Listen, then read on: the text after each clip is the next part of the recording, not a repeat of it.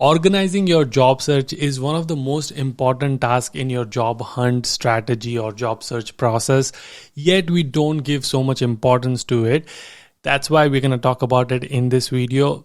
Let's go. Whenever you start job search, this is what you're going to do. You're going to spend about 1 to 2 hours every single day. You're going to apply to 5 to 10 companies every single day. And then that is roughly about 25 to 50 job application and roughly 100 to 200 job application per month. That is a lot of job applications to remember which company you apply to, which company is doing what, when is your interview, and keeping track of all of this in your head is impossible.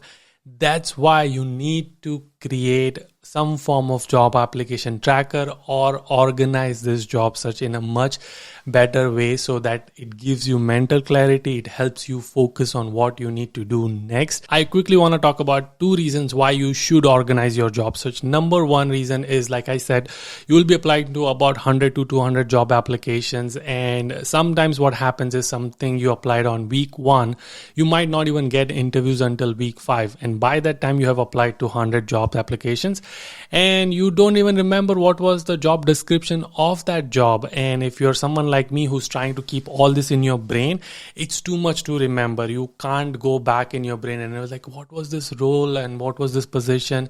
Maybe you will try to look up online, and maybe you'll try to look up which job portal you had, because each company might have a different job portal they are using for you to fill out your profile and all of that. So it's going to be really hard to remember. Your human brain is not going to be capable to remember all of these details. That's why you need to create second brain or also job application tracker. So that's number 1 reason. Number 2 reason is to iterate and improve on your job search. What I mean by that is, as and when you start getting interview calls, you want to remember questions and answers they asked you. So creating your question bank, and also one other important thing you should do is listing down your answers. So as you list down your answers, as you list down your questions, so every single time the interview happens, you can refer back to the notes. It's like, okay, this is what they asked me, this is what I said. It didn't work out, so let's improve it. Then you keep improving it, improve it. Now at the end, like if you have 10 interviews, you have plenty of questions to go back and forth. So no matter when you do next job search, you have the question bank and this document ready for you to refer anytime you want to. Now you're going to ask me, hey Yudi, how do I organize my job search? I have multiple ways to do it. I actually use different tools, but I want you to get started with just simple organizing your job search through Google Spreadsheet. All right, this is the simple tracker which I built. And again, I will leave the link of this tracker if you want to use this. I would highly recommend you to have at least these columns. Feel free to add more if you want to. But again, this is a very basic version. I have actually more advanced version of it, which I didn't want to do it in this video. I want to do it in the next follow-up video. Here's the first thing, which is job posting URL. Again, it's really easy to just copy paste the URL so you have it. Sometimes they will remove that posting, so this will become irrelevant, but at least while they have it, you can keep it here. What is the role which you are applying for? Company's name, all the companies you are applying for. So in my case, all these companies I was applying for. Again, you might have the list of 100 companies and you can list down every single company you want to apply for. This is a cool drop-down feature in Google Spreadsheet which you can use. These are some of the statuses. Again, you can add more statuses if you want to, and it can be like negotiating, I applied, rejected, and then you can even I can create a filter right here, and I can just say only show me the ones which I am clear all, only show me the one which I'm interviewing right now. So all of this will be now interviewing one. Location, where is this company located? Is it in Bay Area, East Coast, Arizona, wherever it is? Then this is important. Again, keep this very, very important. A lot of time people be so excited that they forget about it. They think so short term that it's only the time of their job search, but this is how you build relationship and network. You have recruiter's name and recruiter's email. because you keep in touch with them. Even though you didn't work out, maybe 6 months or a year later you want to reach back out to this recruiter, you can just email them directly. Now this is where it gets very interesting, where you have a reference contact. If you have like 1, 2, multiple, then use it, right? So what I do is I use the name and then I link that LinkedIn profile, so I can quickly go to that profile and do it. If you have email, then use that email. Phone number, obviously put their phone number if you get the phone number.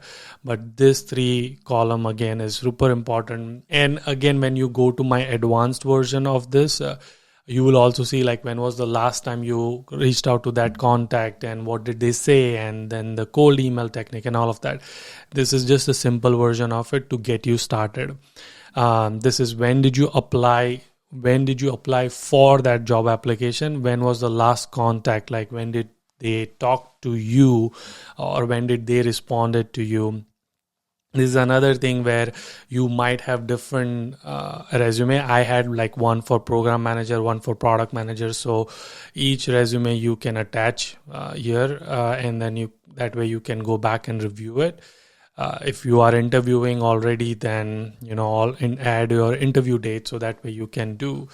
If you start getting offers, then you can add offer details, so it will be easy for you to compare, like, okay, this one is giving me this, again, this is all fake data.